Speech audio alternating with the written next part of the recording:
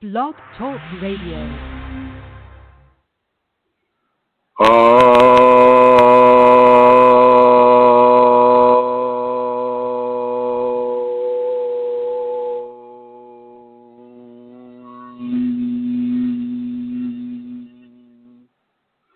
Hello, everyone, and welcome to this program about your Kundalini. My name is Chrism, and I'm just going to jump right on in like I usually do. But first, one thing I've got to do first is do a little sound check here with the people in the chat room. So if Tim or David or Alana Seeker or Andrew can let me know if thank you, David. Thank you very much, everybody. Okay, we will just go right on into it then. Gratitude to all of you in the chat room. Gratitude to everyone who is listening right now on Facebook, on some of the large groups on Facebook. Hello, everybody. In the future, the archive people, the people that check the archives, because it's so late in the day in Sweden and Norway and Finland and India and parts of Romania and Italy. Greece, it's pretty late there, and so they get to check this program out in their next daytime, which would be tomorrow. So hello to all of you, and gratitude is the theme. So what is it that you are grateful for your Kundalini bringing into your life? For me, I can say that it's just an incredible sense of completion, a sense of oneness, a sense of the actual living divinity within you. I mean, I get to feel this all the time. And it's an accentuator as well. It accentuates love. It accentuates the different forms of noble behaviors like generosity and kindness and compassion and caring. And it gives you a blueprint, a new blueprint to live your life through or to live your life by. And it allows you to understand that hatred and greed and revenge and inflicted pain, inflicted hurt upon others for no reason than maybe some of the other qualities I just mentioned, like revenge, that these do not serve us anymore. An eye for an eye does not serve us anymore, certainly not within the Kundalini. And so right now we're looking at gratitude and how our gratitude can be expressed to the Kundalini, but not yes, you can go directly to the Kundalini with it, and I do suggest that. But I also know that by your behaviors of gratitude, say to your parents or to your brother, your sister, the stranger that helped you out when your car broke down, or the people that left you money or left you a way to survive, say some kind of a disaster, the people that really helped you out, by showing them gratitude at the same time, you're showing the Kundalini gratitude as well. And because it is so much about interact with each other, which is what the Kundalini is teaching us to do. She's teaching us a new way of interacting with each other. And this rest but allows our evolution to occur. Certainly, our Kundalini evolution to occur. And so it's very important for us to understand that as we are in gratitude with others who have helped us, so at the same time are we showing our gratitude to the Kundalini. Gratitude is a form of love. It is a form of actualized grace. It is something that you can choose to do. Think about that. It's something you can choose. You can choose to be grateful right now. You can choose to have gratitude for the Kundalini, for for your workmates, for actually having work, for people that you know, your friends, your family, that you can have gratitude for a perfect stranger right now. Think of some stranger that did a kindness, even if it was just letting you cross the street. Gratitude is easily accessible right now, and I really want you to, and it's interesting. You know, and I don't know, maybe this is just social programming on my part, I don't know, but, you know, a day after tomorrow in the United States, we have a holiday that's called Thanksgiving, and this is a holiday all about gratitude, being grateful for the things that have been given to you, or that people have helped you with, or, you know, and it goes back to the story of the Pilgrims and the Indians. And even though that one winter, maybe the first few winters went well, it didn't end well for the Indians. And you know, that is a stain. That's an actual stain on the people that have fomented dissent towards different races. And I'm really grateful to the Kundalini for giving us this eye in the sky, so to speak, this ability to look at a larger picture, to see the interaction with the different races, and how in one social epoch a certain race is given a level of dominancy, and in another social epoch another different race is given dominancy. And if you look back at any of the information about Atlantis, well, the Native American type of race was in charge of that civilization, and they were given the advantage of that time. And then before them, and almost actually interacting with them, the Lemurians were also given a primacy upon this world over other people. You know, and so it you know, the world keeps on turning, the wheel keeps going round, and the different racial varieties, the different racial types are given an experience of being a dominant upon this world, and each race gets its fair share. Nobody gets more than the other, and that includes the amount of karma that is made. And so Kundalini gives us this amazing overview of the evolutionary complexities of life and civilization with Homo sapien as it has developed upon this planet. You know, she shows you that yes, the people were there during the age of the dinosaurs. No, science is not correct.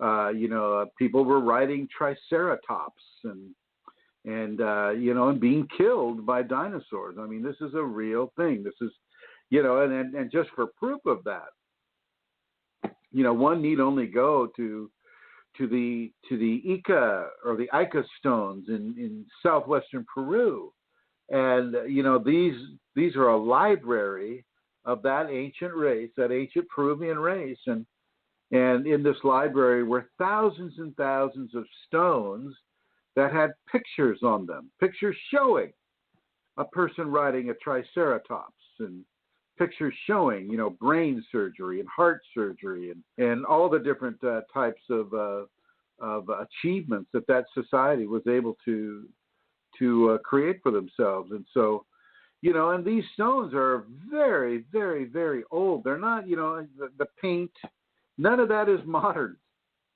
And this was found in a cave. That was a sealed up cave, and an archaeologist found it. And when he started to bring it out into the world, well, it was very bad for him and for other people. I had a student who was down there trying to bring out that information about 30 or 40 years ago, and he was actually harassed by the United States government because at that time they did not want that information coming out because it would topple the assumptions and the programming that have been passed down to us, throughout the last century. Following Darwin's idea of evolution, which is true. I mean, Darwin had it right. He just didn't have the whole picture. He had part of it.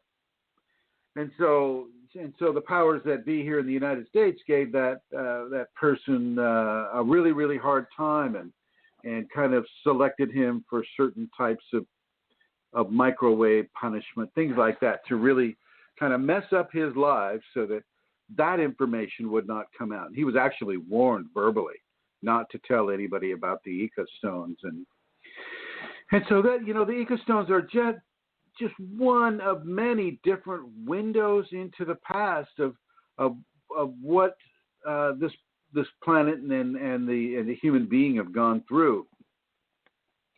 And I'm grateful to the Kundalini for giving us this window without having to go down to Peru and dig up an Ica stone. Or I don't know if it's Ica or Ica.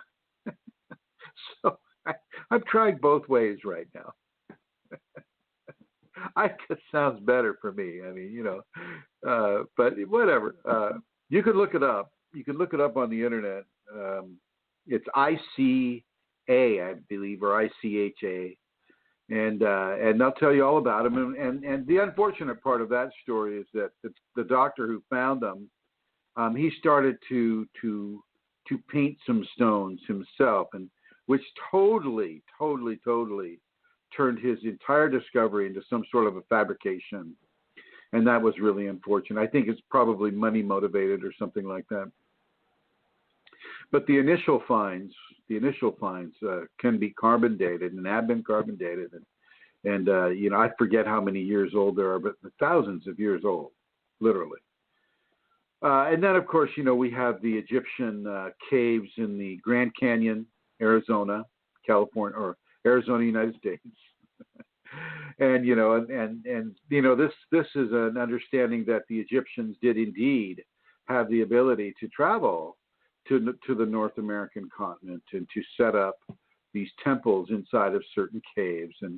And to this day, if you go to the Grand Canyon, you'll see that many of the monuments are named after Egyptian deities. Think of that. That is not a coincidence.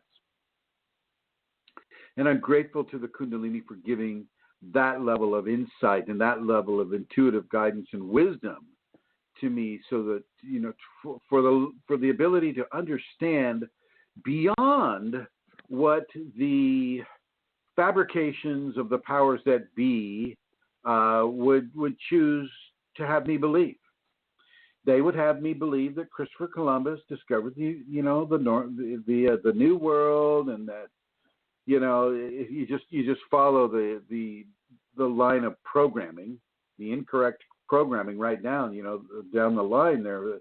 I was going to school in the 60s and grammar school in the 60s, and that level of understanding was pretty much what they were teaching. They didn't care that the Vikings were here like centuries before Christopher Columbus. They didn't care about that. They didn't care that Christopher Columbus spread numerous diseases amongst the Native American populations, literally wiping out millions of people. They didn't care about mentioning that. They just didn't care. People tend to, a certain level of non-inquisitive people will tend to just believe what they're told and then teach that belief that they've been told to others because it was written down in a book, and therefore it must be true. Think about that. Think about how that has, created some challenges for people in society. And I'm grateful for Kundalini, illustrating levels of truth that have been hidden from me and from other populations. I mean, it's really, really nice to be able to know that this force is a force of truth. It is a force of truth. It is a force of honesty. And I'm grateful for that truth and that honesty. And so I'd like you to look into your heart right now and see where it is that you're grateful for the Kundalini. What's the first thing that comes to you? Is it your excellent health that the Kundalini most often will bring to people? Is it your expanded levels of intuition? Is it this level of divine sensation that you have all the time, if you have it? Where is your gratitude? What is happening with your gratitude, and how is that facilitating your life right now? And I have Atlanta Seeker is speaking on the chat room, and she says, "Do you think elongated skulls in South America and or elsewhere have anything to do with Kundalini?"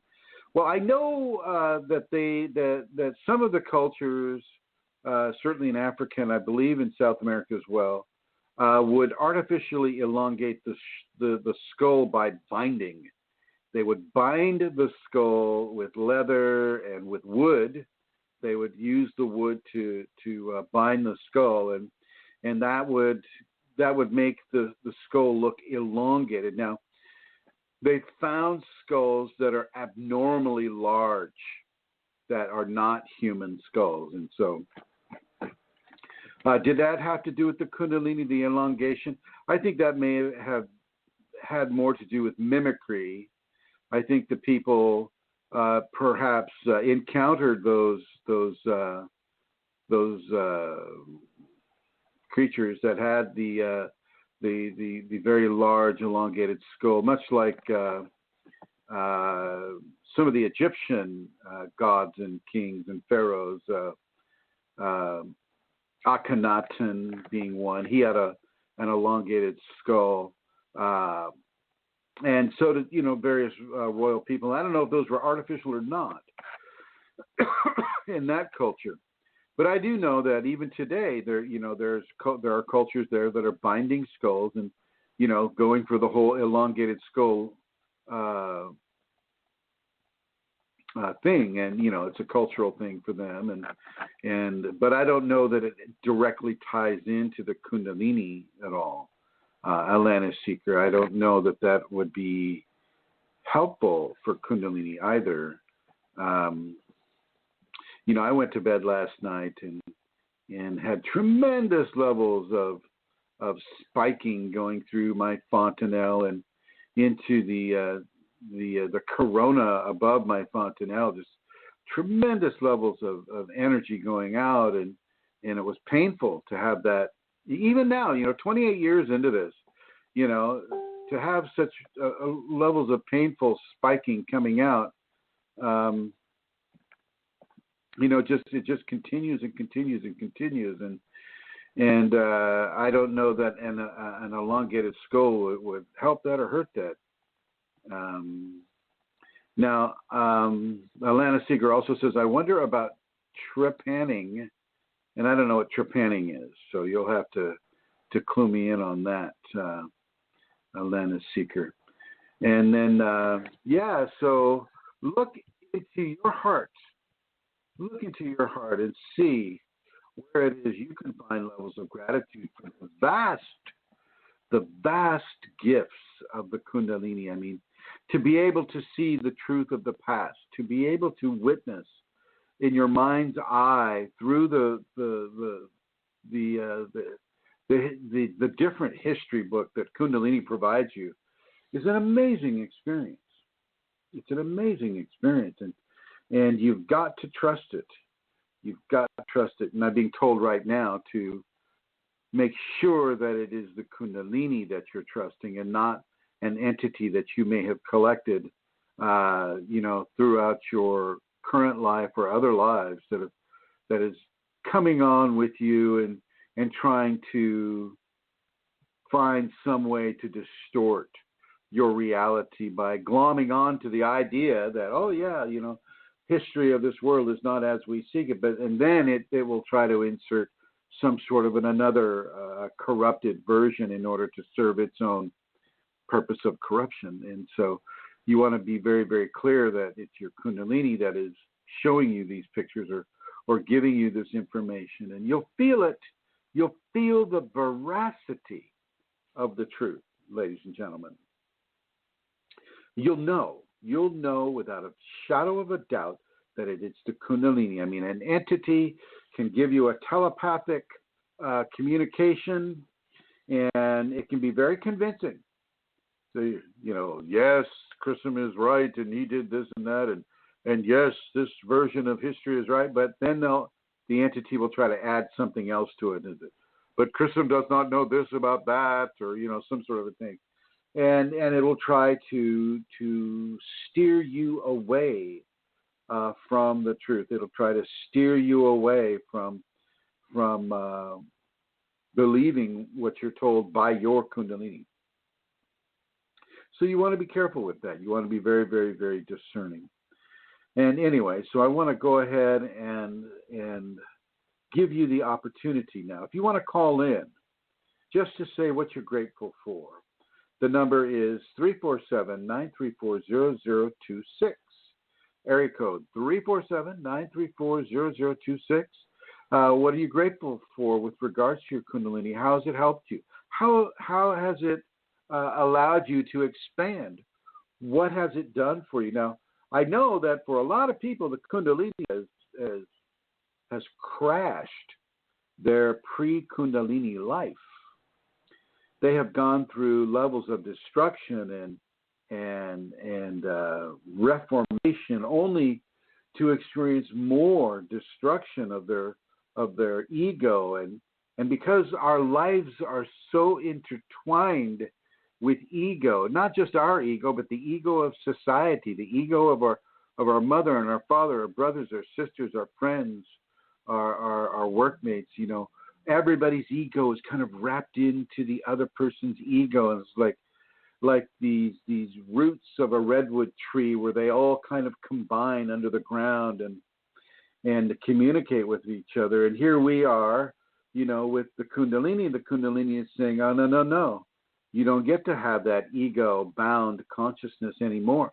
You don't get to buy into what your friends are buying into, or what your family's buying into, or what your workmates are buying into. No, you have to buy into this level of truth now. And you'll work and you'll work and you'll work and you work, and you're able to buy into that level of truth, and she destroys it again, saying, nicely done. Now let's go up to another higher level of truth. And so on it goes over and over and over. We're given a platform. She helps us build a platform, only to destroy the platform and demand that another one, an even higher one, is built. And this is the way of things. We are only able to stand on a platform of information for a certain amount of time before she infuses us with more information. I'm extremely grateful for that. I mean, she had me in the beginning of my process because there were no books and there were no radio shows like this. There was no internet. Cell phones were about as large as your car, and I had the Kundalini, and I was literally, I thought I was going crazy with it. It's just like, oh my God, how do I communicate with this force? And she would lead me into a used bookstore, and I would be told to get a certain kind of book. And as I mentioned in other shows, for a long time, she had me reading Tuesday Lobsang Rampa for the Tibetan perspective on this. And so I really, and I studied those books very, very hard, and they were very helpful. And then, she would bring me into other levels of New Age that I found very helpful. Richard Bach is one of them, the Jonathan Livingston Seagull author. He was another good author that I read. This is back in the early days. You probably have never heard of these books. Maybe some of you have. But yeah, I was very grateful. She would give me a level. So, for instance, with the Tibetan information, I was able to build up a platform of Tibetan information. And then, boom, she just blew it away and started directing me to build another platform that was more cantilevered towards this society, my society, the American society, the Western European American society. And once that was built, and then she'd narrow it down again, and I wonder if this has happened for anybody else here, in the chat room, and who might be listening on Facebook right now. And let's see, Michelle Ranger is asking. She says, if you wanted us to read a book, what would it be? It would be my website. It's called Kundalini Awakening Systems 1.com. I would like you to read that book. And if you really want to get into a really boring book, then I would have you read my Facebook page, because that goes back to like 2007, and it has a lot of information on it too, very similar to the website. Now, if you want a book that has pages and things of that nature, well, because a lot of, I'd say the Autobiography of a Yogi by Yogananda would be a good one to read, because he definitely had the Kundalini. You can still feel his Kundalini down there at his ashrams in Southern California. Looking through it again, got my eyes closed, just kind of like going back. Gopi Krishna's work is good, but his Gopi Krishna, the Kundalini, the evolutionary energy in man, is basically, it chronicles all the mistakes that he made with the Kundalini. Very similar to me. He was in big resistance of it, and he wasn't surrendering to it, and yet it was still with him, and he was having a really, really hard time with it, and it was kind of dissolving his life as he was living it, and so when you read that book, the title that I just gave you by Gopi Krishna, you want to read it with that in mind. Because otherwise it just turns into like a Kundalini horror novel, and Kundalini is not a horror novel. It's a manual on how to begin to live your life differently than you've been living it, and so you need to look at Gopi Krishna's book that way. Yogananda's book, it's steeped in Hinduism, and which is fine. Hinduism is a very, very beautiful belief system. But it's not the belief system of everybody. And so, but if you're interested in reading a book about Hinduism and the Autobiography of a Yogi, then that's a great book to start with. And he does, have Kundalini qualities throughout that book. A direct book about Kundalini, no. There aren't that many, to be honest with you. Nothing that is worthwhile. A lot of them will just give basically a description of what you can expect with the Kundalini, like some of the major things, the major movements and whatnot.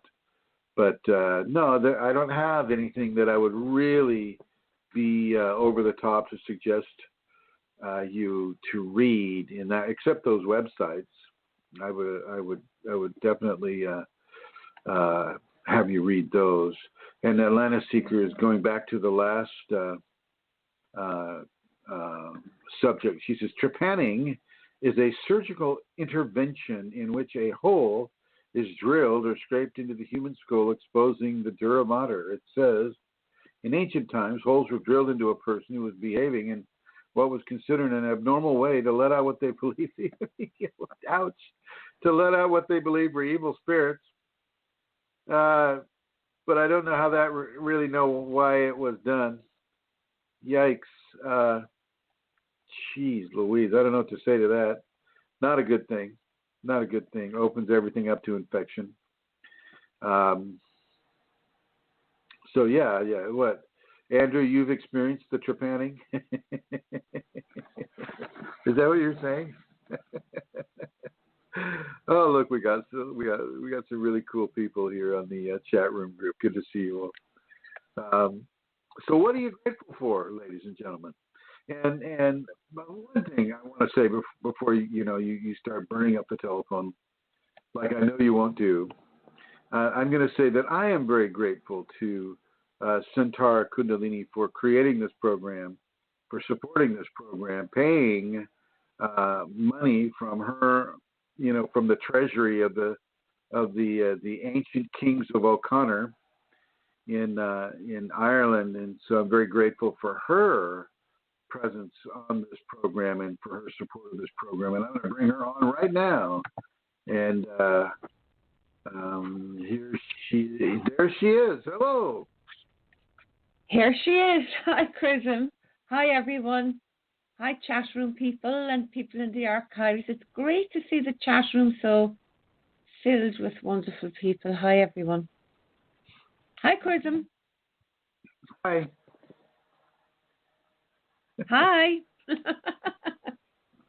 Let's see. David says on the chat room, he says, "Hi, I'm grateful." He didn't say hi, I said that. He says, "I am grateful to the Kundalini for not giving up on me after so many years of unheard teachings and unheeded warnings and signs and synchronicities that I failed to respond to." Oh, yeah, boy, I can relate to that. He continues, "I'm grateful to the Kundalini for not abandoning me during my dark night of the soul and the fragmentations, even though it felt like it at the time." And wow, that's great. And Tanjira says, "I am grateful for you and all the Kundalini family and friends I've come to love since joining the group."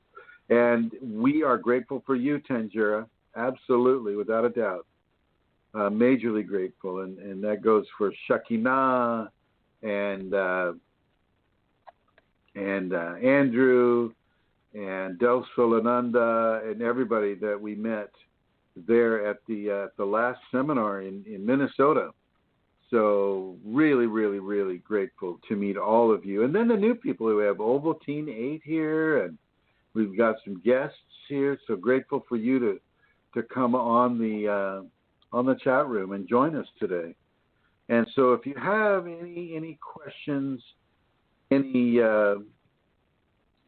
gratitudes that you'd like to place into this conversation, I welcome that. And if you also want to call up, you can call it 347-934-0026. And what are you grateful for, Centaur, as far as your Kundalini?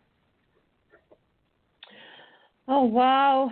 I'm grateful for her presence within me, her living presence in me, and her direction and control of my life.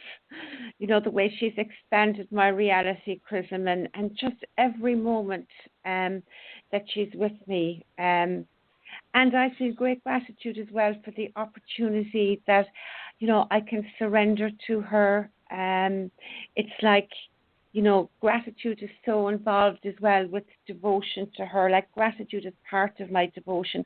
It's part of my love for her and that living presence. I'm so aware of that living presence in me. It's tactile and it's just beautiful. And I'm grateful for how much she's changed me.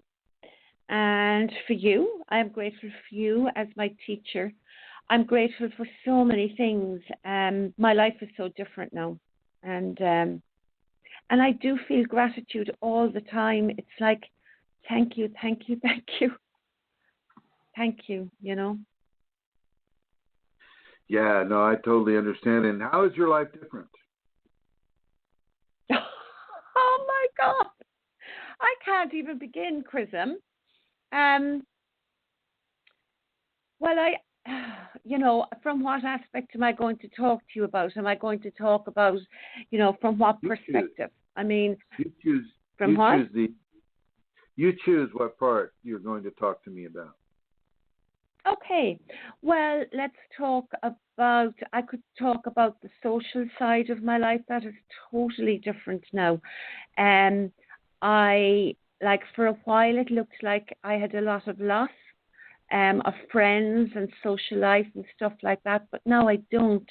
I've got, she's brought me into living a life of service, really, and it's beautiful. I mean, most of the people that I'm with now, even in social life, it's a service. I can feel that within me, and externally in how I live my life, and that's a very different way to how I used to live my life. Not just in the things that I do that are, that you can label service. Let's say, the voluntary work that I might do, but not just that. In just everything that I do during my day. The ordinary things, going to the shop and just living my life and interacting with people in a different way. I wouldn't have lived like that before. What about the fact that the Kundalinis come to your children and to your husband, and how has that affected you in that way? Like Blondie. Well, that hasn't affected me hugely, really, to be honest. It's affecting her. I mean, my role there, Chrism, is I'm grateful for it for her, but it's something that I am observing in my daughter and in my husband, and she gives me very much how to be present with them. So I'm not pushing it. I'm there for them, supportive, and giving them information when they ask me for it, or sometimes, and it's not even information. Well, it's just being with them in a way that my Kundalini gives for me. So it's not impacting. That's their journey, and I'm with them in it. And I'm grateful that they're coming into that. I think if I had to think about that maybe a few years ago, I would have my expectation would have been different. I would have thought I'd be all excited but no, I'm not. It's different when it actually happens, and when she's working through them. So I'm grateful for it, but I'm sort of apart from it as well. As well as being with them, but apart. It's kind of cool. It's beautiful, really. It's like watching it. It's like watching. It's like watching a flower. I don't have family members that are even in any way, shape, or form anywhere close to even wanting to know the meaning of the word Kundalini. And so like after tomorrow, I will drive. We'll have a big family thing, and there's always this. When it comes to me, there's this elephant in the room that we're not speaking about. Yeah. And you see, you probably imagine, well, if they were, wouldn't it be amazing? But if they were, it's like watching a flower, Chrism, It's like watching a flower growing.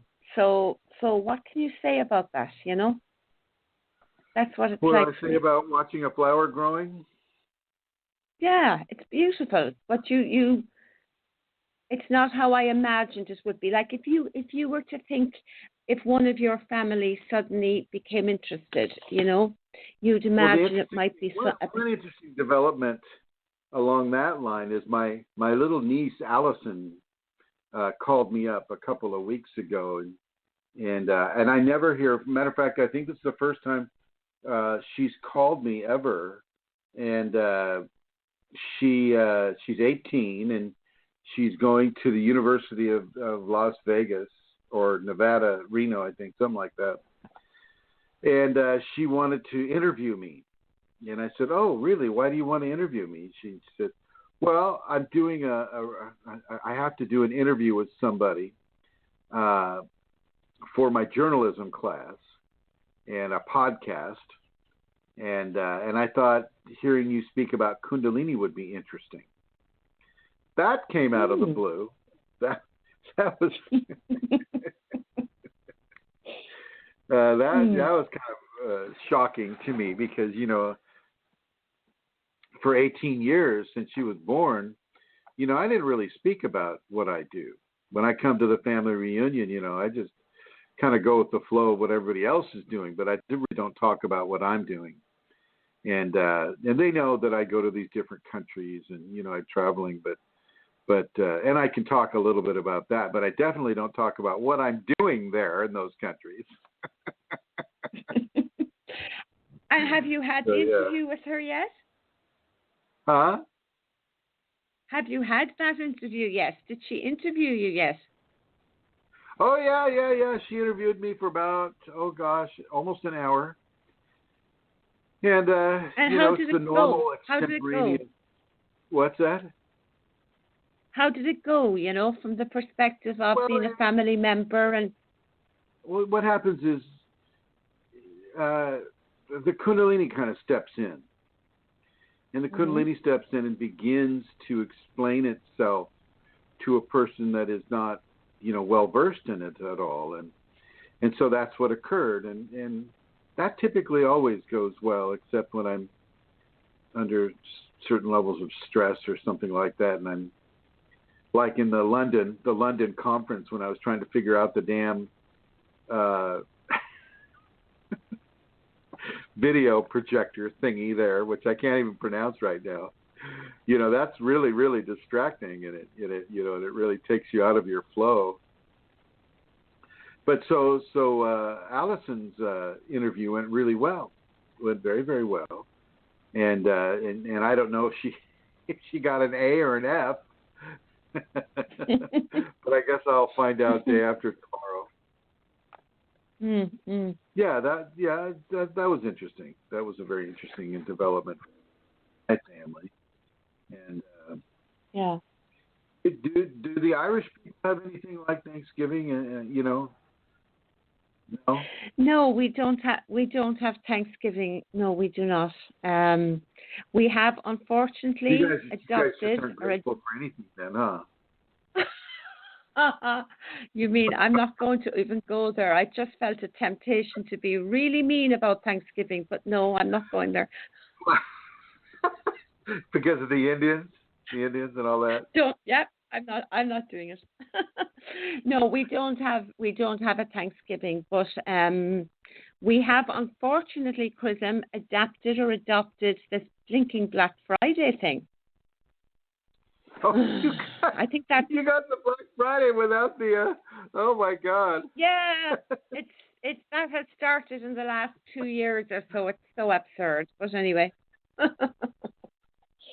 No, we don't have Thanksgiving. We have. Yeah. Continue. Sorry. What do you explain to your kids when you're saying, "Oh, it's Black Friday"? Well, Mommy, how come they call it Black Friday? Oh, I don't even go there. It's just happening. It's black. I don't know. It's absurd. They just had to pick a color, honey. Yeah. Oh, that's funny. Wow. Yeah. You so guys got Halloween here Thanksgiving too. this weekend. Yeah. It's Thanksgiving there this weekend, isn't it? It's Thanksgiving on Thursday. This Thursday. Oh, I guess it's tomorrow. Oh, damn. Well, I'm glad I remember. Tomorrow. Yeah, it's tomorrow. You know what? This Okay. whole week's been really strange for me. I've been a day off this whole week. It's been very strange for me. It's been happening for the last week and a half, actually. Where you think all day that it's like, let me tell you what happened yesterday. I spent all morning yesterday getting ready for the radio show. Huh? Which was not yesterday. It was today. No. How messed up is that? Thank you, Kunalini. Oh my God, yes. That's really screwed up. And 2 weeks ago, do you remember? Was it 2 weeks ago? The week that I came back from, I arrived 3 hours before the show, jet lagged, and you thought it was the next day. I was correct. Remember, you thought it was Tuesday. Like, oh yeah. Wow. I That's think I'm funny though. So Yeah, I think so, Chris. I think by the end of this year, I'm just going to totally have to turn the show over to Amelia or to Santara Kundalini, and she'll have to just take the show from there. I'll wind up in the senility home, telling everybody that I have Kundalini, and they'll be going, here, take this pill, you'll be fine.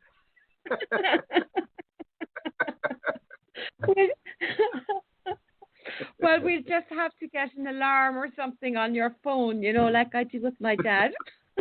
I'll have to wear a necklace. Your name is Chrism. Your name is Chrism. Yeah. Today is Wednesday. BlogTalk. It is Wednesday, yeah. Yeah. Well, okay, I'm kind of done with the monologue here, whatever that was, if you could call it that. Okay. And so have you collected any questions?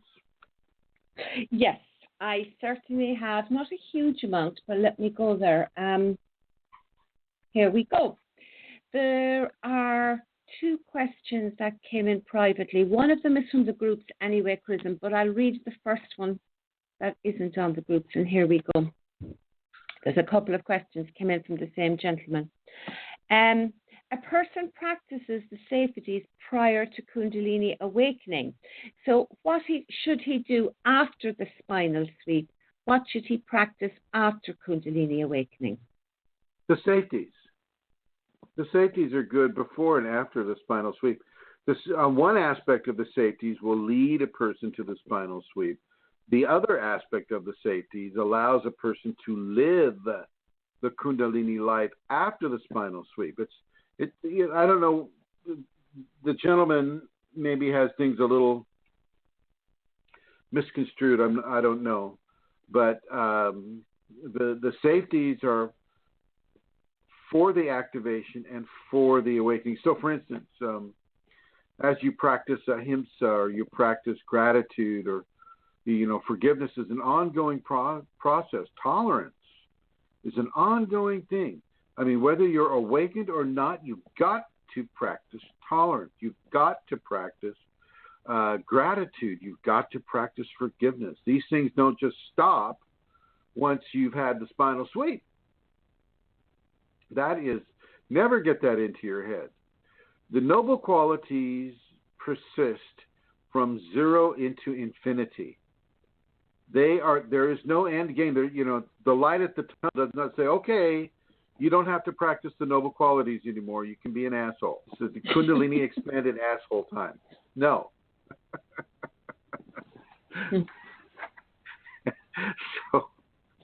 So you must, the safeties are to be practiced in perpetuity. Now, after the awakening or the spinal sweep, you can really, tremendous amounts of energy are being pumped through your energetic anatomy. And at those times, you may not want to do the 5 Tibetans. You may not want to do any pranayama, alternate nostril breathing. You may not want to do any meditation. You may not want to do any praying. You may not want to do these things. And those are indeed part of the safeties, but sometimes it's just too much energy. And you'll be like me laying in bed last night with having a huge amount of energy, flowing through the top of the head to the point where you're laying there with this weird fontanelle-based headache. And typically I don't get headaches. I'm not a headache-prone person. I never got migraines or anything like that. The only time I get headaches is when I'm dealing with, Santara. And then, just kidding. I absolutely love Santara. She's the cream on the pudding. She's the cream on the on the white pudding and the black pudding. Black pudding. Yum. So yeah, you always do the safeties or permutations of the safeties. So, for instance, if you have that huge level of energy coursing through you, don't do the 5 Tibetans, ladies and gentlemen. That just adds a whole another layer of voltage, to your energetic anatomy. Sometimes you need to back off of those. And this is for those after the spinal sweep, not before. Not before the spinal sweep, unless you're getting a really, really bad headache because of the amount of energy. Sometimes when we're practicing the safeties, we will, instead of spinning 21 times, we'll spin like 32 times, or 64 times, or whatever it is. We'll spin far more than we should. And then we'll try to pull that energy up into the second, then energy to the third, fourth, and fifth. And if we haven't done the ego work, you see, the ego work is tremendously important because it unlocks certain blockages within the body, certain blockages that are societally held or karmically held. And so as you do the ego work, this allows the energy to circulate in a much freer way. But if you haven't done the energy work, and you're building up all of this energy, then it's going to hurt. It's going to hurt. And so since you've already got the energy built up, you need to back off of the energetics. You need to back off of the generative energetic practices. And that includes everything that I mentioned, the 5 Tibetans, the pranayama, the meditation, the prayer. You may have seen me do this on the group when somebody comes in and says, oh, I've got so much energy, my head is going to explode, and blah, blah, blah. So and then I say, just back off of everything. What are you doing? Oh, I'm doing yoga, I'm doing prayer, I'm doing meditation, I'm drinking caffeine, I'm doing all these things. I say, well, stop doing all those things. And so, and they do, they stop doing them, and literally within a few days, things get much better. And so it's very important for people to, one, continue to do the safeties, but after the spinal sweep, before and after spinal sweep, be very, very cognizant of your energetic anatomy. And, are you putting too much energy in, and are you doing too little ego work? I've been writing today on the group about trust. I've been writing about, trusting the flesh teacher, or trusting the Kundalini. And sometimes you won't be allowed to trust the flesh teacher because your blockage, your resistance to trusting another human being, even if they have Kundalini, your resistance to trusting that other human being is not going to allow you. You haven't done any work on that. And some of you who are my private students, because I'm really, really, really pushing you hard to do this work. And I'm saying, well, you must trust in areas that you've never trusted before. And this is true. This is true because trust is part of that ego work. And the more you do the ego work, the better flow of energy you have. The more flow of energy you have, the less opportunity that energy will have for getting stuck and giving you a headache or causing you to have energetic instability. So you must continuously work on the ego with the safety protocols by doing the noble qualities, by expressing the noble qualities upon yourself, upon your teacher, upon society, upon your family. That type of thing is very, very important. Over. Thanks, Chrism. So the emotional safeties, you would never back off those, would you? I mean, they're never back off the emotionals. No, ever. No. Yeah. You never back off of the emotionals. You never back off of the truth. You never back off of the forgiveness. You never back off of the gratitude. You never back off of the tolerance, the patience. These types of things are a constant level of practice, and the love for Kundalini, for creation, for all the different animals, insects, and species of life upon this world, including the rocks and those creatures that we have yet to discover in the atmosphere, the upper atmosphere. These types of creations all deserve our love and our care and our compassion. And this too must continue. Over. Thanks, Chrism. The other part of that question is, who experienced realization when there is no ego left experiences. There's a question mark. So it's a language thing. So that's the question. So you're saying, let me see if I can repeat it for you. You're saying, who experiences self-realization when there is no self to experience self-realization?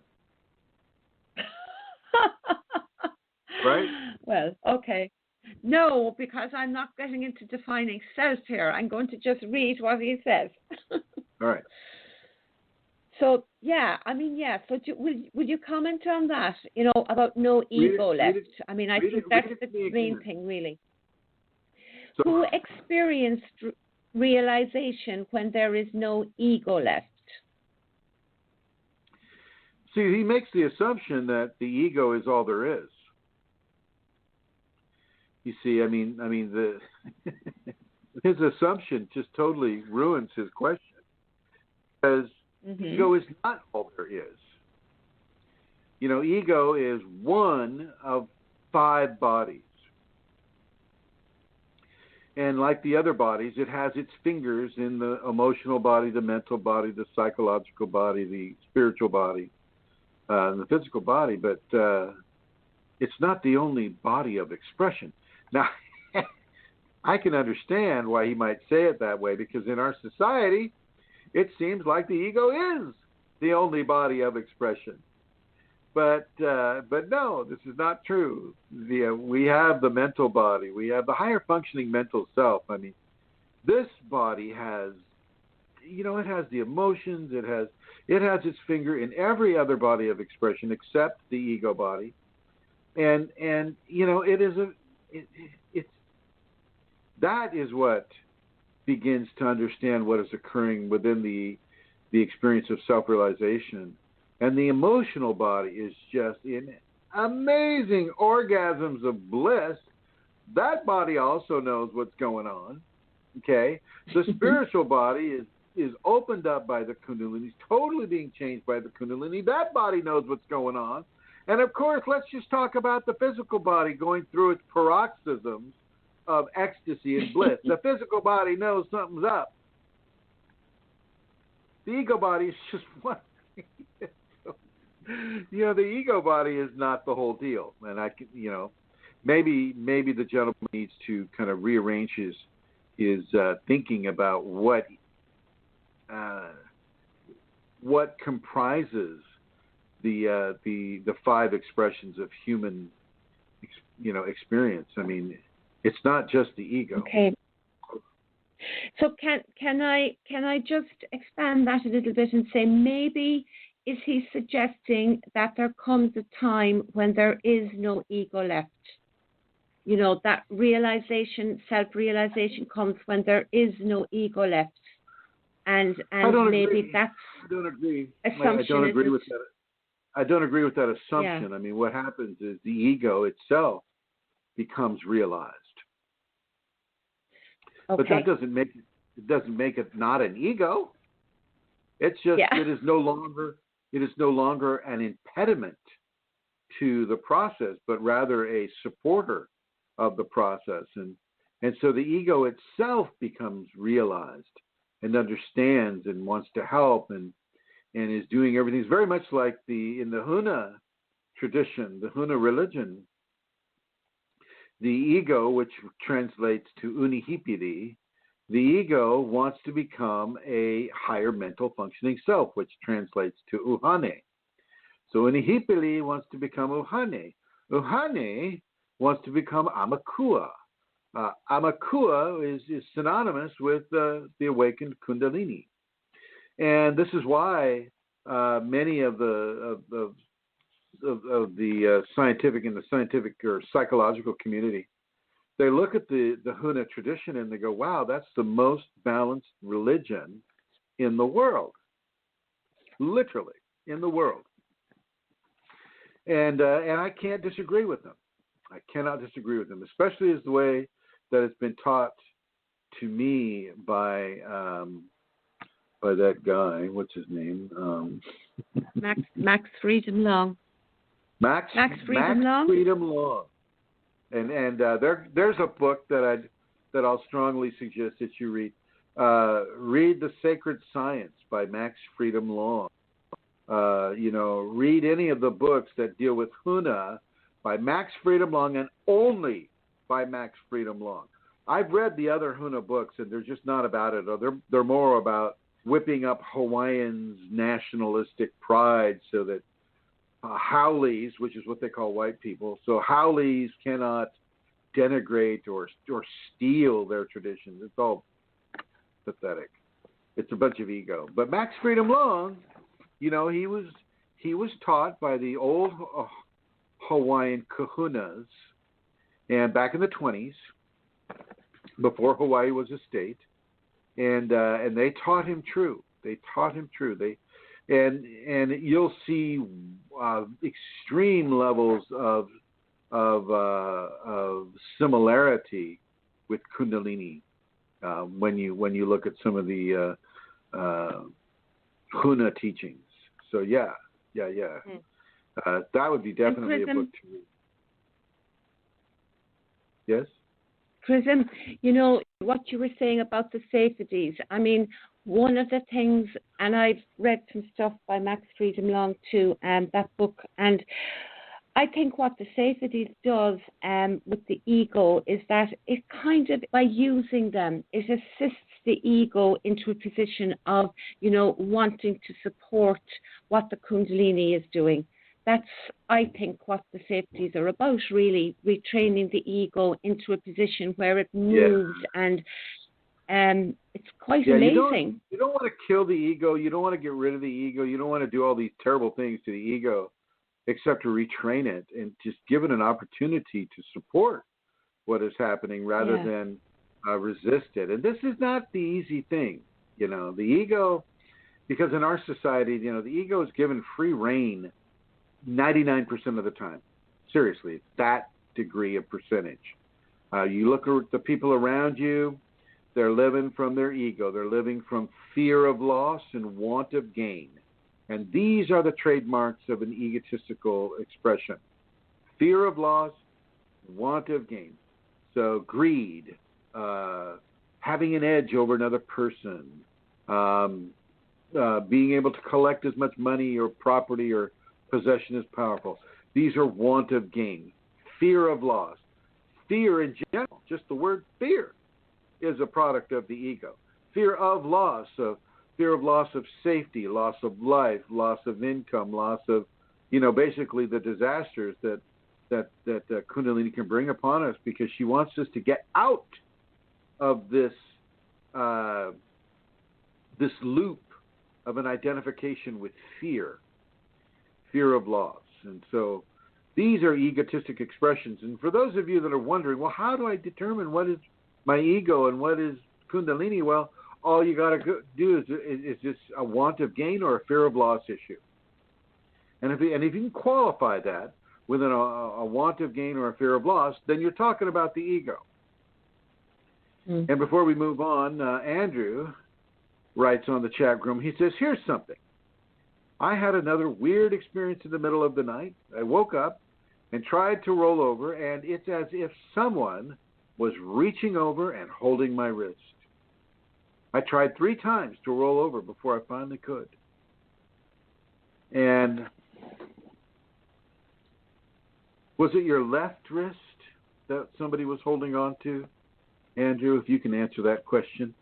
And also, Tim Ashworth is writing. He says, "Hi, Atlanta Seeker.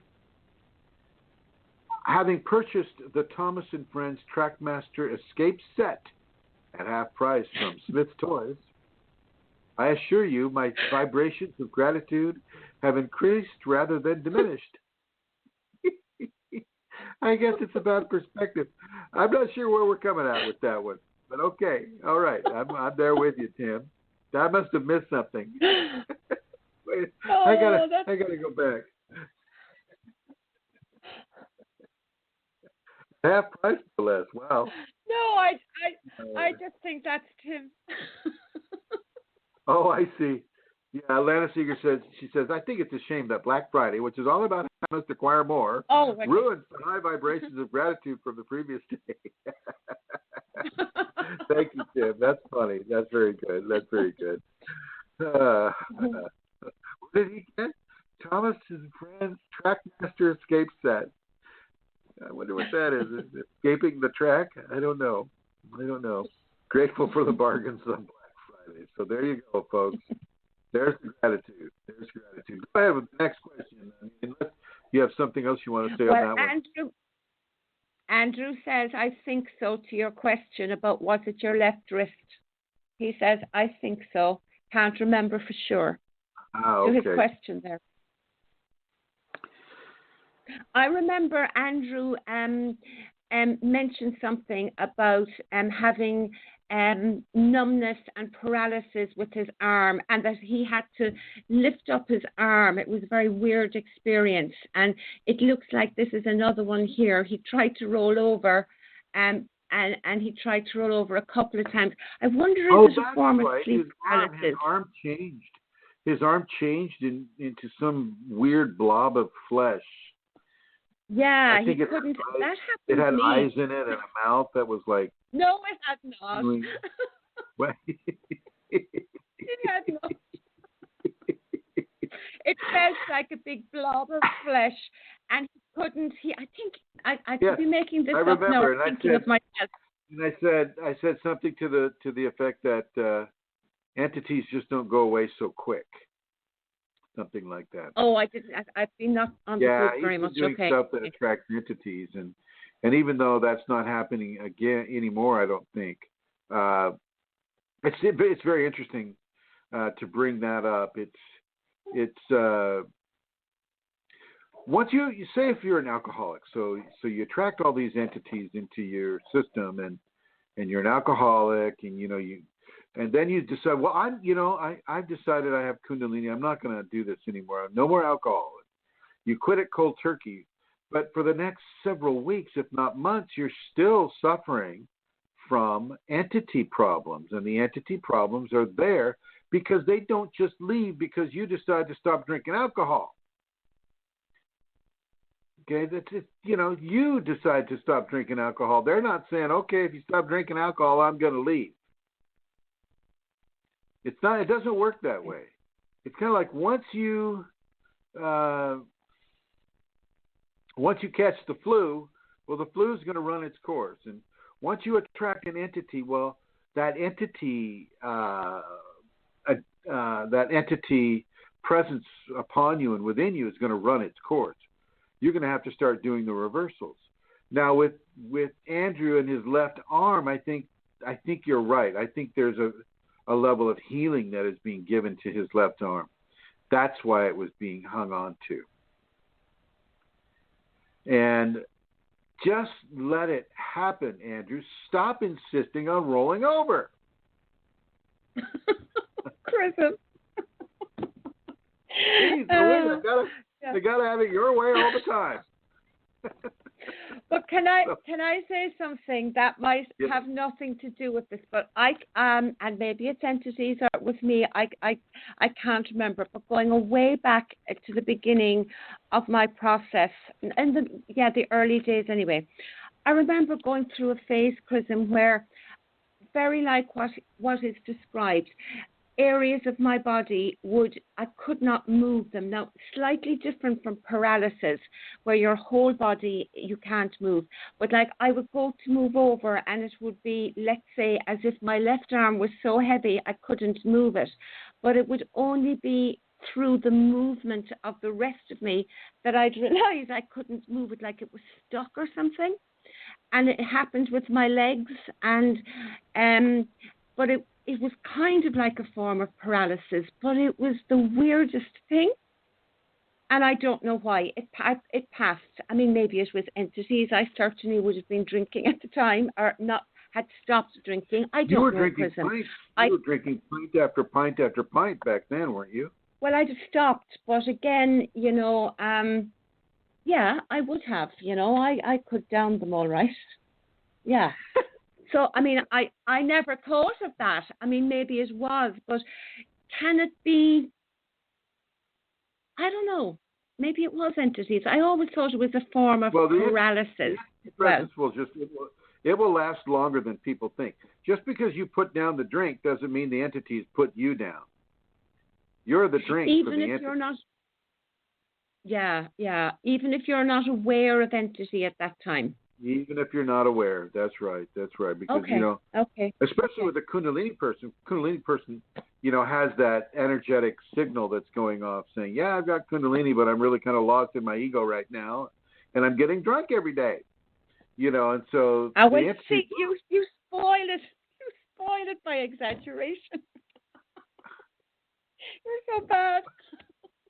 What part was We're not exaggerating? getting drunk every day, Chrism. Oh, please. Please. Oh, my God. So you're so in denial. I mean, really, stop.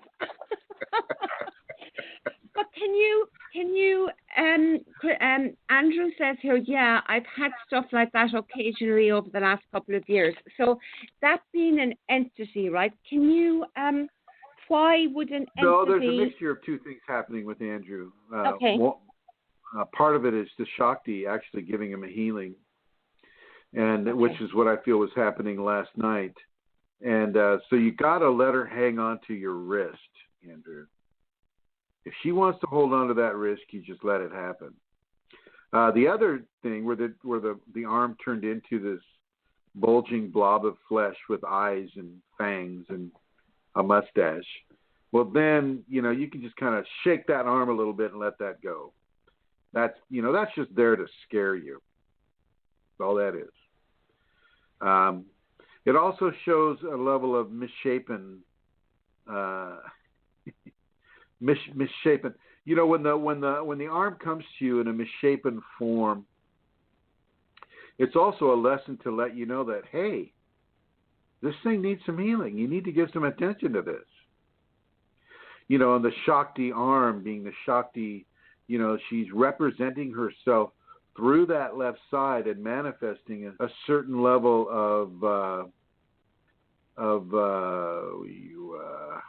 what is it? A certain level of warning to you. And how are you butting in, Tim Ashworth? I don't see you butting in at all. He meant his comment, I think. No, it was cool. Yeah. It was cool, Tim. He enjoyed it.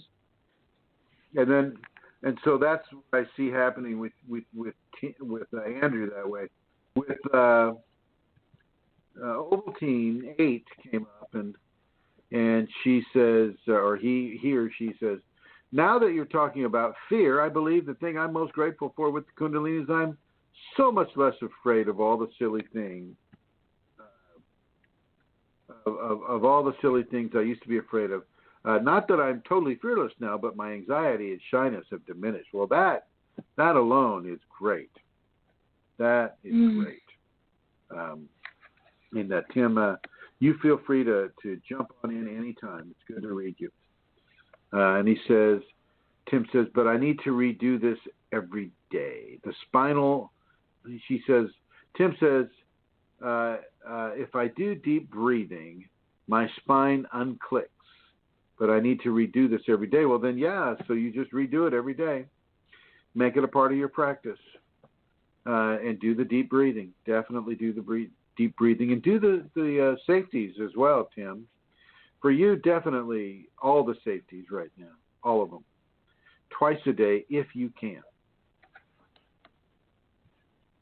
And next question, please. I just want to say to Ovaltine 8 as well, I agree with you. I can be very grateful for that as well. I used to have a lot of fear. I mean, really a lot of fear of death, fear of a lot of things that I don't have anymore. And I am very grateful for that. Sometimes when it moves on, you forget. We'll give you a fear of death. Yeah. We'll put you swimming out there with those white sharks off the coast. Then we'll see how brave you are. No, but really, I had forgotten that, and that's huge, when you've lived with fears and anxieties and that's gone. That's something to be hugely grateful for. It is, and stop joking about sharks. Okay, next question. Are we ready for it? Where is it? Okay, next question. Does anyone deal with pressure or mild pain in the head that comes and goes? I believe it's related to my thoughts and past trauma, which I'm trying to heal, but could use any suggestions on what others help to alleviate such sensations related to trauma in the body and how to release it. Thank you. Well, first of all, they're assuming that it's related to trauma. Energetic flows in the body that give you a headache don't necessarily have to relate to any kind of a trauma, past or present. It can just be that the channels in the crown are having to be forcefully expanded. And like with me last night, my channels were being really, really expanded, and so that's going to cause you some pain.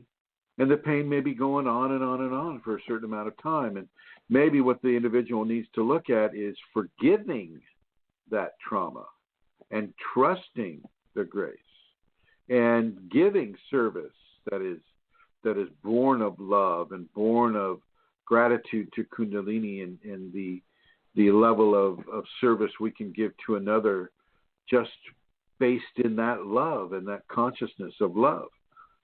Maybe that's what that person needs to do. Over. Thanks, Chrism.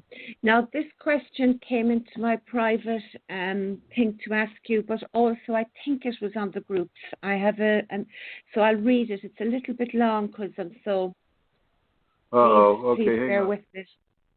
Okay, make a cup of tea, sit down. Let me get my popcorn, my organic free-range popcorn. Okay, go ahead. Okay. Dear Chrism, I was feeling I got Shaktipat or some strong activation from you or the snakes you were holding in a dream I had the night after you counseled me on Skype in early October. And my question is if you are in agreement after hearing the following dream. Here's the dream. There was to be a ceremony at my house and you were holding 2 snakes in your hand in front of me before a twin bed of raspberry colour and some blue. The ceiling was white with different shapes on it. The shapes were only over the bed and one of the white shapes was cracked and I put it back in place. Then you touched the snake on the right, on the top of its head, and then you touched it on the left side of its head face. Then other Kundalini people entered the room. I had strong kriyas and more lucid dreams after the snake dream. The next day, the Kundalini was outrageously active and I was in ecstasy all day. And a good friend suggested I go on meds because the day before you and I spoke, I was despondent about the disconnect with my daughter and was talking to this friend about the issue.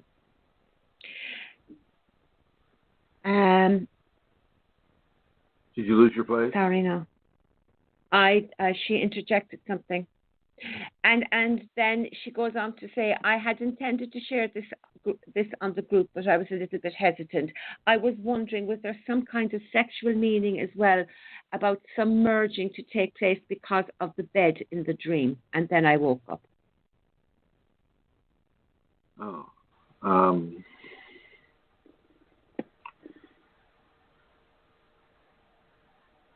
Will I read the dream again? Because go ahead. Really, will I? I think I should please, because please do. Sometimes we don't get such speak up a little bit. Yay! Sometimes we don't get such explicit dreams, and this one has a lot of detail in it, So there was a ceremony at my house, and you were holding, Chrism, 2 snakes in your hand in front of me before a twin bed of raspberry colour and some blue. The ceiling was white with different shapes on it. The shapes were only over the bed, and one of the white shapes was cracked, and I put it back in place. Then you touched the snake on your right, on the top of its head, and then you touched it on the left side of its head. The other Kundalini people entered the room. I had more strong kriyas and lucid dreams after that. Snake dream. Then this is outside the dream. The next day, the Kundalini was outrageously active and I was in ecstasy all day. So much so that a good friend suggested that she go on meds because the day before she had been so despondent about her daughter. So this dream came after she had spoken with you, Chrism. She had the dream. The following day, she had loads of prayers and things. So, Okay. her question is, I got the question. did she receive Shak? Okay, thank you. you. But there's a very specific, there's a meaning to every little thing of that dream. It's not as straightforward as you might think. Because I think I had spoken with her before the dream. What does she say about the dream, about the experience with me before the dream?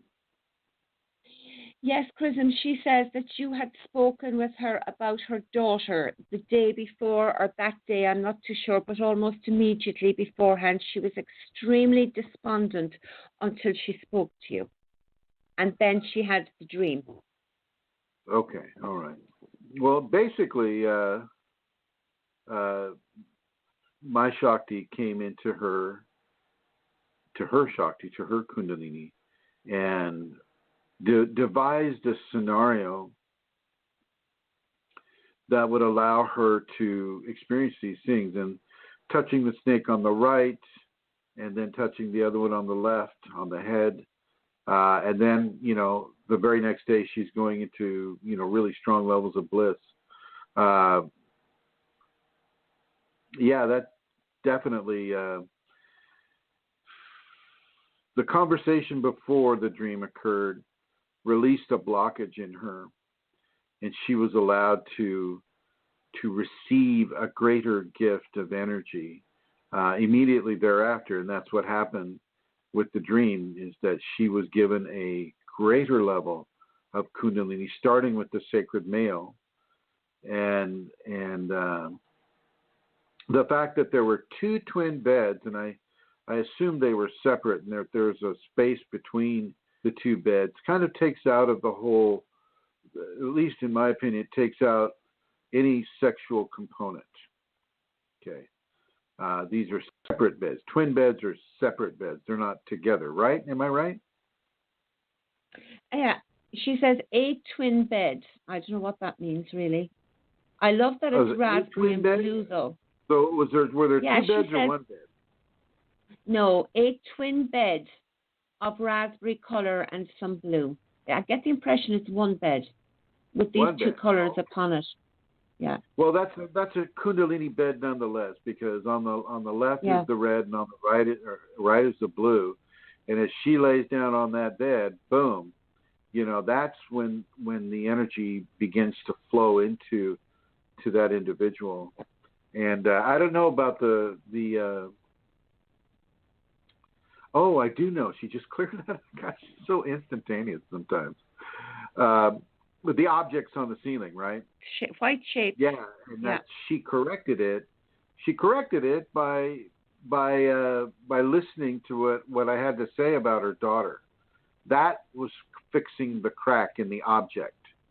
Once that crack was fixed, that's when the Chrism in the dream touched the top of the right snake and then reached over and touched the left snake, and boom, that's when she began to have a level of infusion that she had not been able to receive before because of the crack in the object. And the object is basically the physical body. That's what it's representing. And as the body is over the bed, as far as I can, is that right? It's over the bed, right? She doesn't speak about being on the bed. I don't know whether she was or just standing there, but you stood before her, so I don't know, Chrism. She doesn't say that. Well, either way, it's within the domain of the Kundalini, within the body, and that's why she received such a strong gift. And blessings to her. Blessings to her for receiving it. Oh, actually, she does say, she says, 2 of you were standing in front of the bed in the dream. Yeah, that's what she says. And it's exactly your sequence is right as well with the snakes. That's beautiful. And the red and the blue is the male female anyway, the divine masculine feminine, isn't it? Right. On the one bed as such, the merging. I mean, that's a gorgeous dream, isn't it? And for it to be so Oh yeah, great, beautiful dream for the way sure. it happened. And the way it happened, Chrism, from the so it was a Shaktipat of as such a dream Shaktipat. Would that be correct? A strong activation, or is it? Oh yeah, absolutely. Yeah, Especially when a blockage is removed, it can be very, very, very helpful, extremely helpful. that's great. I must make sure she listens to that. Okay, so I'm going to go back to questions. Now wait a Where are minute. we? A question from a caller here, and I'm going to go and bring them on here. I don't know who it is. Hello, caller, area code 289. Hi, Chrism. It's Indra. Hi, Indra. How are you? Good. How are you? I'm doing well. What's your question? Good. My question is, something new has been happening. Okay, so I am still going into dreams like I used to, but something new is happening. I fell asleep about 4 nights ago, and I noticed that by my third eye, call it my third eye, but it feels like when I fall asleep, it's like a screen, and but I'm in a lucid sleep, and it feels like a screen, and I'm seeing things, and I'm seeing animals and trees and the universe and different things. I'm seeing it, but I'm seeing it like if it's a TV screen. Like a TV screen, you say? Yes. Huh. Well, that's good. So, that's actually there to protect you. That's helping you to find a way to observe and to see things, and yet still stay grounded within the state of expectation, because you have a level of understanding that a TV screen, well, that's just for entertainment. That's just that's okay. I mean, you can watch the Brady Bunch. well, remember, I'm describing it like that, but that's what it feels like. Right. And the reason why it feels that way is it gives you a level of safety, a feeling of, okay, this is familiar, this is not so strange, right? Yeah. It's very, very similar. What I'm getting, Indra, is very similar to what the Kundalini does when she gives you a dismemberment, where she literally pulls your arms and legs off and walks off with them. And what she'll do is she'll distract the individual. Like the one that I use is from a student who had her favorite stethoscope. She works in the medical field, and so right. she the Shakti took her favorite stethoscope and just kind of like rocked it back and forth in front of her eyes in the lucid state, and the lady's right. going, wow, that's my stethoscope. What's going on with that? And all the while, she's having her legs pulled off, or no, she's having her heart is being taken out of her chest. But the whole time she's being distracted with the stethoscope. So now with you, it's just a little bit different because, the Ajna chakra, the sixth chakra, the third eye, as people like to call it, that's an incredibly powerful area. And it's not powerful in the way that a rocket engine is powerful. It's powerful in what can be seen. Yes. The part that is a bit more challenging is to be able to understand what it is you're seeing. Because your only reference point really is what you've experienced here on this world. And the Ajna is like a billion worlds and dimensions. Wow. And the intricacies between the blending of dimensions, like say blending the astral and the physical, or the astral and the mental, or the astral and the divine, and blah, blah, blah. And so you have to be very, very, very, you don't want to get into it so much. And I think that's why a screen was kind of placed there for you as a way to keep you from jumping in to a scene from your Ajna chakra. Yes. You want to sit back and you want to just watch. That's all you do. You don't believe. You don't believe because you don't know what is true. So you don't believe. You just observe. Okay. And you see how things go with that. Right. But it's nothing scary though, eh? Sometimes it's scary. Yeah, you bet. Fear is still kind of, still part of the process, or you wouldn't have even asked that question, eh? Well, see, the thing is, I was for a while. I was going into those. I noticed I was going into realms where I was seeing scary faces. But this is the thing, and I don't know why, but this is the thing. I was able to get out of it, even though I was in a lucid sleep. Yeah. Yeah, I was. Yeah, that's all right. But honestly, the faces are scary for some people. It's not scary for others. I mean, when I was in Peru, we did the Wachuma ceremony, which is the,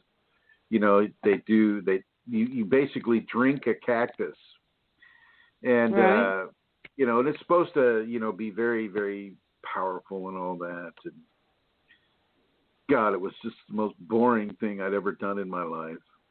But at one point, because I went up to get seconds because I was going, man, this stuff isn't working for me. I better have some more. Amelia was there. And I went up and I got more. And, I sat back down. And it's like I got to see a few faces there. But I can see faces anytime. That's right. deal. So don't be afraid. Yes. Yeah. Don't try to program it either. People have this tendency they want to. Well, I want to see if I can see this, or I want to see if I can didn't do that. I did not do that. I stayed away from that because I wanted everything to unfold naturally. Good. Perfect. Perfect. Yeah, I didn't really go looking for anything. It happens as it happens. But I just noticed, like, maybe 4 nights ago, like, I'm in a lucid sleep, but it's like a screen, and I'm seeing these beautiful animals, and then I'm seeing, like, the ocean, and but I'm in a lucid sleep, and it's like, it happens, like, wonderful. in flashes. She's showing you. Now, she's got a movie that's, with you in mind, and so don't try to create anything. Just let yourself observe. Shakti's in charge. Okay? Okay. Yes, right. she is. Okay, thank you. I'm going to continue listening. Oh, thank you. Okay. Putting you into the Shiva Blues. Thank you. All right. Well, there you go. Wow. Ginger's really cooking with gas. I had those screens as well, actually, Chrism, and the television screen, for quite a while, and then at another point, a couple of them all at the same time, and you said the same to me back then. Just observe them; they are there, and I do think it was a way. Well, never mind; it doesn't matter. I don't want to project onto might or might not be coming, but just to say that yes, I've had the screens too. Yeah. All right, next question. Okay, next question. Right, so here we go. Okay. What time do we have? Okay. Right. Does acupuncture increase the Kundalini energy flow? Well, it depends on what kind of an acupuncture treatment that you get. General acupuncture will follow pressure points and points of energetic collection upon the body. And, the Chinese, have a whole diagram of all the different pressure points on the front and the back and on the hand and on the foot and on the face and on the top of the head and on the back and on the buttocks and the knees and the legs and, everything. And no, not so much with your typical acupuncture pattern. When I went to do acupuncture, I was given from my Kundalini to do a certain type of acupuncture. And she would basically tell the acupuncturist, one, to spin the needle in, spin it to the right end, and then spin it to the left out. And so he'd spin the needle in, and then all the different needle patterns would be over chakras. So over the first, second, third, fourth, fifth, and sixth chakras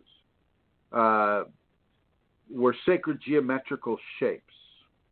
Some would say sacred geometry is an intelligence and a creation, like we are a creation at the same time. Sacred geometry has that level of self-awareness to it. And anyway, so as those shapes went into my back, this was all strictly on the back, things started popping off the shelves in the office. I mean, going airborne. The needles were flying around, in a box and things like that. And this practitioner was getting it as well. He was really getting kind of a shakti pot out of the whole thing. So that was helpful, but having the other kind of acupuncture therapy, not so much. Now, unless you're already activated or awakened, you're going in there, and your Kundalini is saying yes, you need a standardized acupuncture treatment. Well, then I'd suggest you do that. But that may not be for a flow. That may be to eradicate a blockage or some other type of impediment to the flow that you should be having within that circumstance. Over. Thank you, Chrism. I have a week of beginning again. I have a week with crisis of fear and anxiety in my chest and stomach. Can it be Kundalini? The doctor, they tell me everything is fine, but I am scared because I cannot live quiet. My past comes often and I do not know why. My mind is thinking about everything and that will kill me. I finish my day so tired about that, like I have two persons inside of me. Is this normal in Kundalini activation? Thank you. Can you read the first part again? Yes, I have had a week with crisis of fear and anxiety in my chest and stomach. Can it be Kundalini? So we need to know if this person is, one, drinking caffeine. Okay. Did they answer that, whether or not they were drinking caffeine? I didn't record this, Chrism. Sorry. Oh, okay. So if they're drinking caffeine, they need to stop the caffeine. If they're taking a lot of spices in their food, well, then they need to bring their food into more of a less spicy quality. Yes, a level of paranoia can occur when the kidneys and the adrenals start to be worked on. You can have a level of anxiety, and that's just with the kidneys. But if you add caffeine into that mix, it's even worse. So you want to be very, very careful with any kind of caffeine. They put caffeine in cough syrup, they put it in medications, they put them in chocolate, they put caffeine in, of course, in coffee and in black tea and in some white tea, like jasmine tea is so full of caffeine, I cannot tell you. And that's just kind of a clear goldish kind of a tea. So you really got to read your labels with regard to the caffeine. And so this person sounds to me like they're getting some sort of a caffeine source in their intake has some caffeine to it. And anyway, so as you hydrate and you eat watermelon, if you can get watermelon this time of year. Now, we still have watermelon this time of year in California, but I don't know where this person lives or whether they can get that. But if you can get the watermelon, definitely have it every day in the morning, just a slice or two. And the combination of ingredients within the watermelon will help to stabilize a person that is having Kundalini activity hit the adrenals and the kidneys. And just stay hydrated. Keep your electrolytes strong. Electrolytes are things like magnesium and calcium in the water, natural electrical conductors within the water.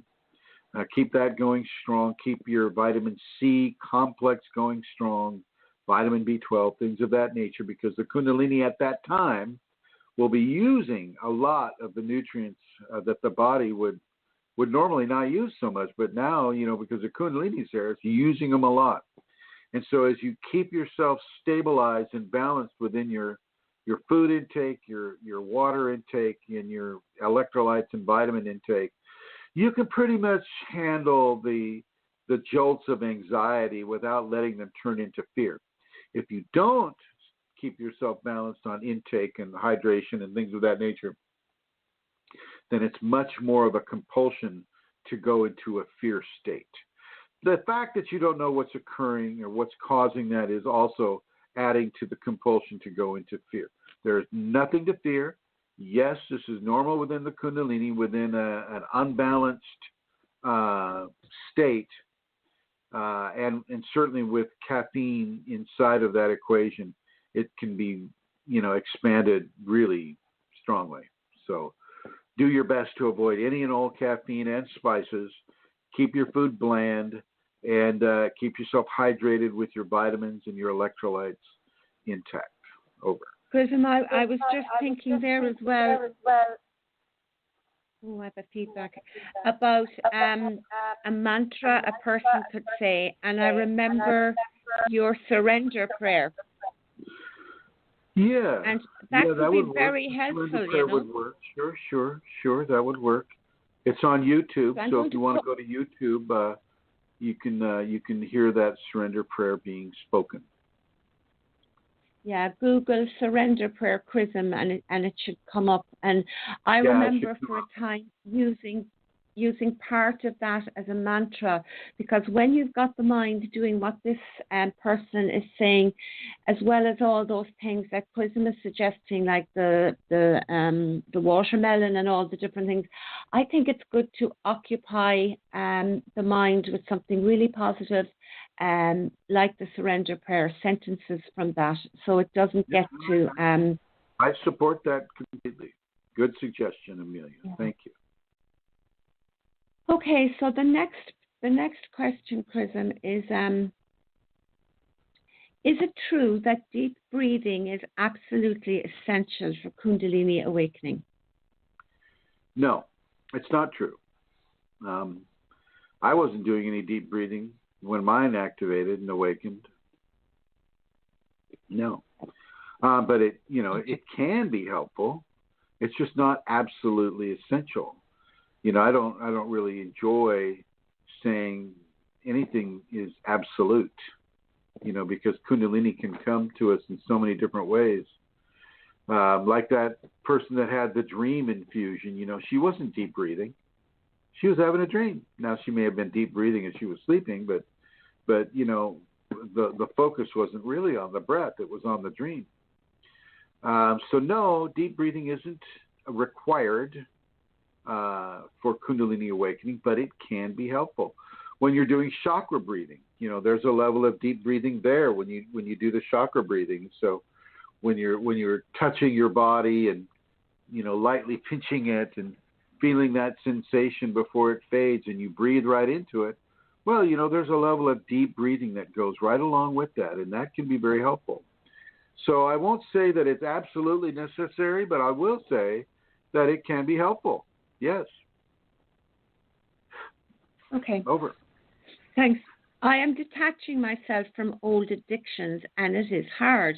Any advice? What are they doing with old addictions?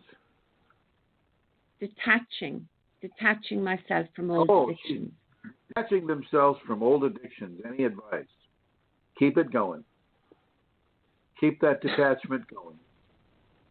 And when you feel like you're getting stressed or you're having the need to go back into the addiction, just say this mantra: I give myself to you, my Kundalini. Just say that over and over and over, and that will be very helpful for you. Over. Thanks, Chrism.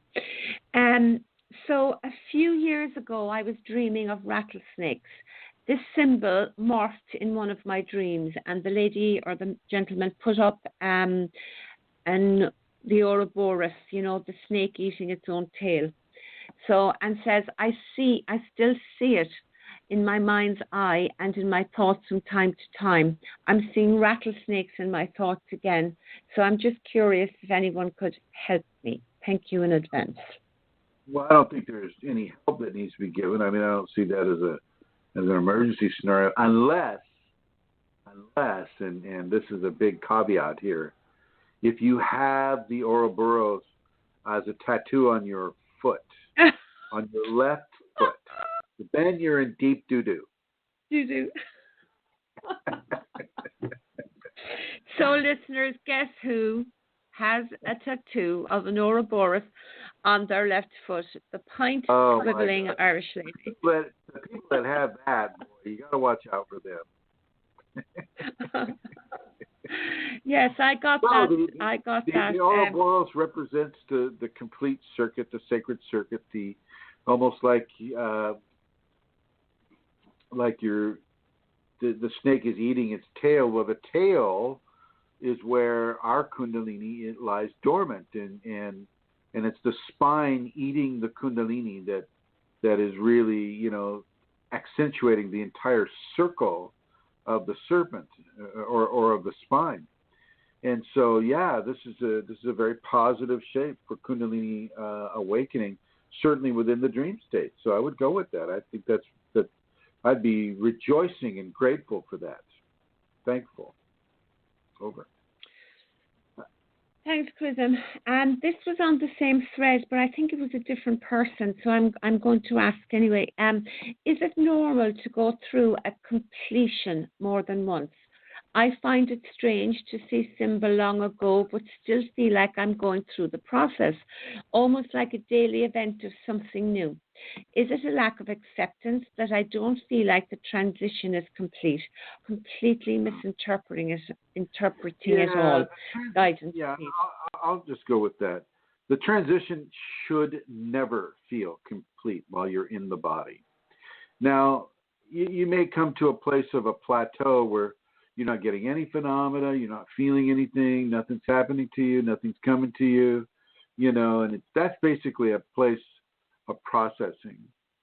But yeah, the transformation happens for the entire life of the individual from 8 to 80 years old. I mean, it's the entire life. It's not just a portion of the life where you get to have the Kundalini, then it goes away. No. This never goes away, ever. And so, this person needs to understand that and stop kind of trying to pigeonhole the Kundalini into only lasting a certain amount of time. Not how it works. This goes on and on and on, and it follows you into death. After that white shark eats you, Santara, then your Kundalini will come with you into the next expression. Yay. Okay, Chrism, thank you. Yay. What white shark? A poor beagle. Okay. A poor beagle shark. Oh, gosh, okay. Now, there's, I'm just trying to put this together. So if somebody is feeling, Chrism, tired, and uninspired, and then you say to them, tiredness is challenging and sometimes inspiration isn't forthcoming, apathy sets in, so what needs to happen? And the person says, well, I used to think I knew, but I don't know anymore. What would one say to that? What would you say to somebody like that? That's, I think, feeling that way, tired and just doesn't know and apathetic and tired within a Kundalini context without knowing the details. I would tell them to start doing some walks in nature, and I would have them do some selfless service for other people, like volunteering. And I would just basically kind of have them get their mind off themselves for a while. get their mind out of the expectation that something should be happening,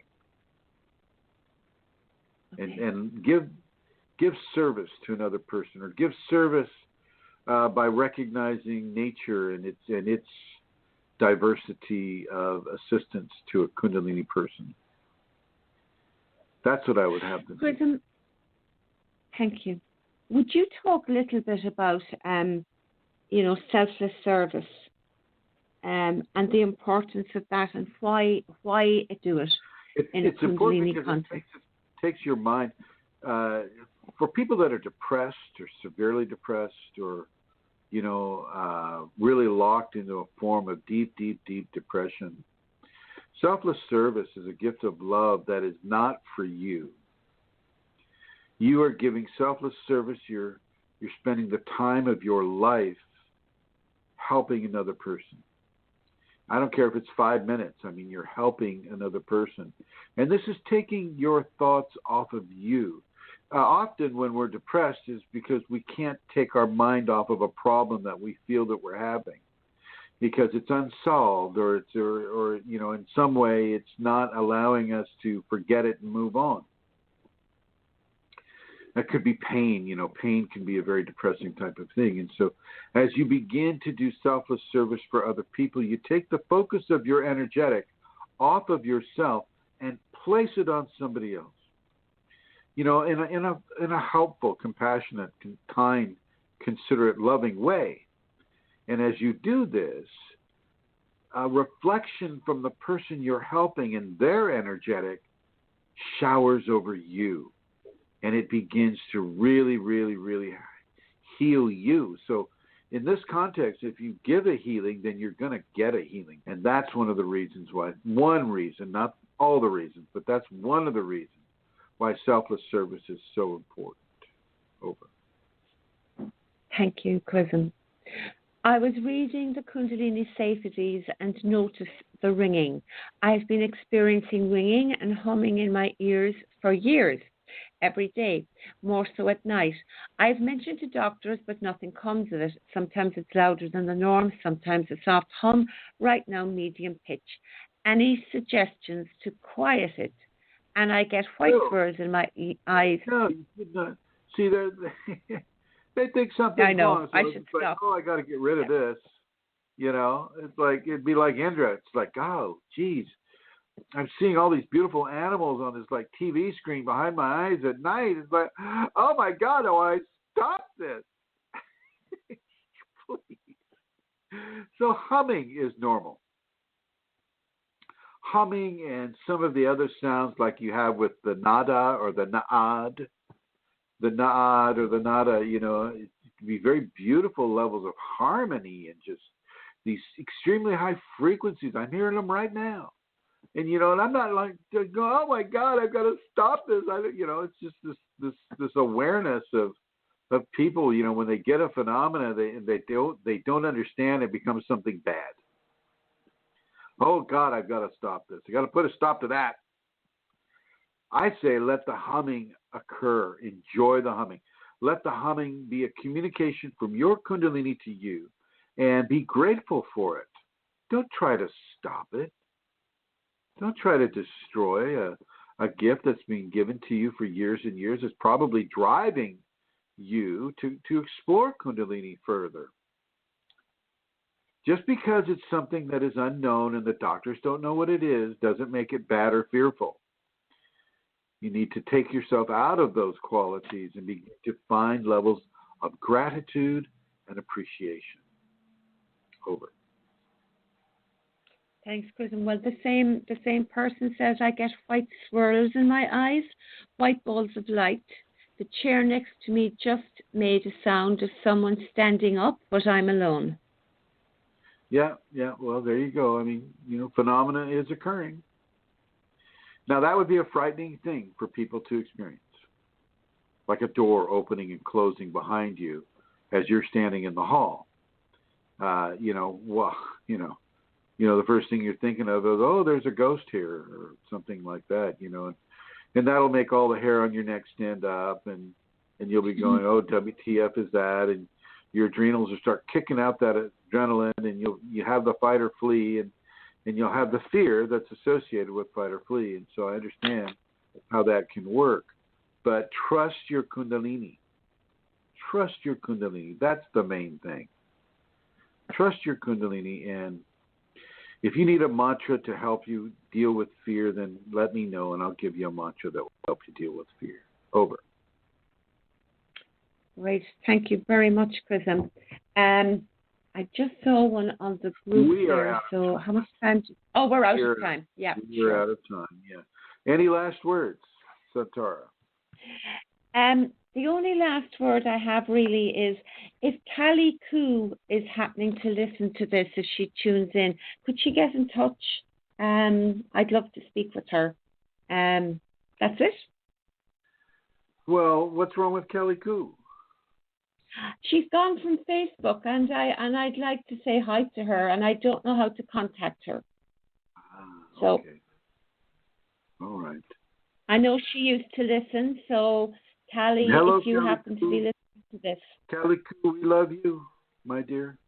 we do. All right. I'd like to thank everybody who came into the chat room today. Andrew and Atlanta Seeker, David, and the person from Sweden, Michelle, Ovaltine, Tajera, Tim Ashworth, and Vismaya Vijayra. Sorry, I destroyed that. Let's see. Vishmaya Vijayra. I don't know. But thank you for coming in. And thank you, dear Amelia Kantara Kunalini. I'm very grateful Chrism, for all of you. Yes? Vismira Vijayra actually sent in a question, and I didn't put it down, so that'll be top of the list next week. Okay. Oh, Apologies I'm sorry, to you, Vismaya. Vismaya. I'm sorry. I just ran out of time because Chrism just talks so long and laboriously about these things. But love to all of you. Love to all of you. And may, if you're celebrating Thanksgiving, may your holiday season be a very beautiful experience for you and your family.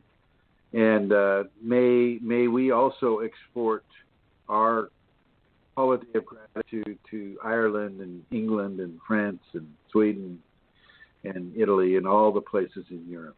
May we all be grateful for the sacred grace that Kundalini is within us.